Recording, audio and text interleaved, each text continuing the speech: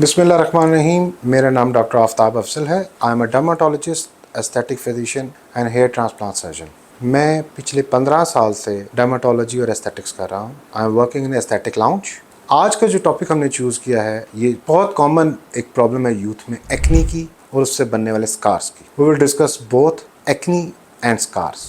First of all हम will talk about the causes. इसमें causes में the most important is bacterial growth, then we have inflammation, hormonal imbalance, जैसे कि female में PCOS होता है, over production of sebum. These are the general mainly causes of acne. अब इसके बाद नेक्स्ट हम बात करते हैं स्कार्स की, गड्ढे जो एक्नी के बाद बनते हैं। इसमें मुख्तलिफ किस्म के स्कार्स हैं। अगर हम इनको वन बाय वन डिस्कस करें तो there are basically two types of scars, atrophic scars and hypertrophic scars. अगर हम एट्रोफिक स्कार्स की बात करें तो इसमें आइसपिक स्कार्स आते हैं, इसमें बॉक्स कार स्कार्स हैं, इसमें रोलिंग स्कार्स हैं। और अगर हम हाइपरट्रोफिक की बात करें तो hypertrophic basically it's the over production of the skin layers, जिसके पास हाइपरट्रोफिक स्कार बनता है। अल्लाह ताला ने हमारी बॉडी में दो मैकेनिज्म रखे हैं, रिपेयर एंड रीजनरेट।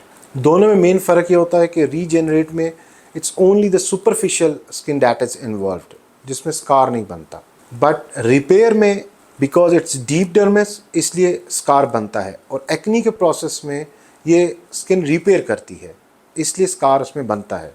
हमें ये जानना बहुत ज़रूरी है कि टाइप ऑफ स्कार कौन सा है। इसको जज करना इंपॉर्टेंट इसलिए है कि every type of scar has a different treatment.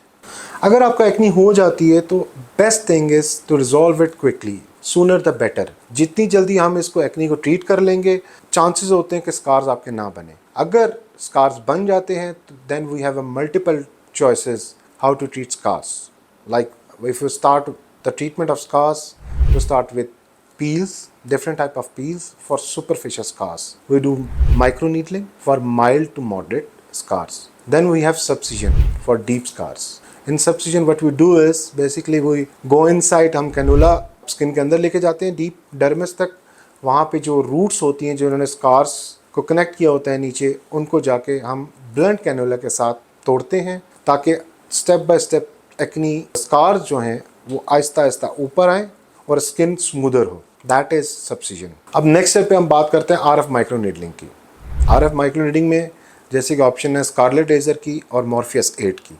इन दोनों में फ़ायदा ये होता है कि ये दो मैकेनिज्म इसमें एक्ट कर रहे होते हैं। एक तो इंजरी कॉज होती है सेल्स में, जो कि रिप्लेस होते हैं फ्रेश सेल्स के साथ, and second is the radio frequency. अगर हम बात करें जस्ट मॉर्फियस 8 की, तो Morpheus 8 is the only device जो कि एक ही टाइम पे 2 से 3 टाइप्स ऑफ स्कार्स डील करती है, जिसमें हमारे डीप स्कार्स हैं, जैसे हमारे आइस पिक स्कार्स है, बॉक्स कार स्कार्स हैं, रोलिंग स्कार्स हैं, ये सब डील होते हैं मॉर्फियस 8 के साथ। इसके बाद नेक्स्ट ऑप्शन हमारे पास we can do TCA peel which is very effective for dermal scars.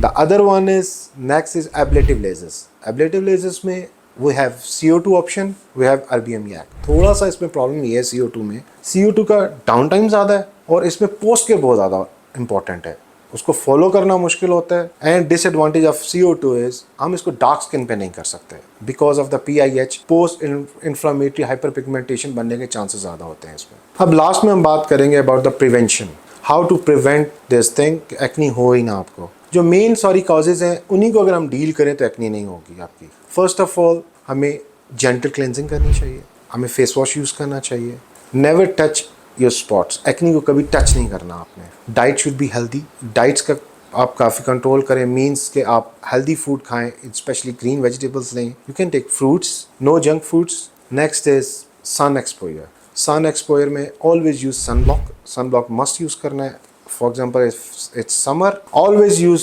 Sun block. Light moisturiser use करना चाहिए, हैवी मॉइस्चराइज़र आप विंटर में यूज़ करते हैं और लाइट मॉइस्चराइज़र आप समर में यूज़ करते हैं। Stress factor, stress is very important, stress से भी एक्नी एग्रीवेट होती है। स्ट्रेस फ्री रहें, अपनी स्लीप का ख्याल रखें, at least you have to take 8 hours of sleep, sound sleep. At the last I will say hope I have covered few areas of acne and how to treat it and what to do for scar treatment. If you have further queries, you can contact us. The numbers are given below. Thank you very much.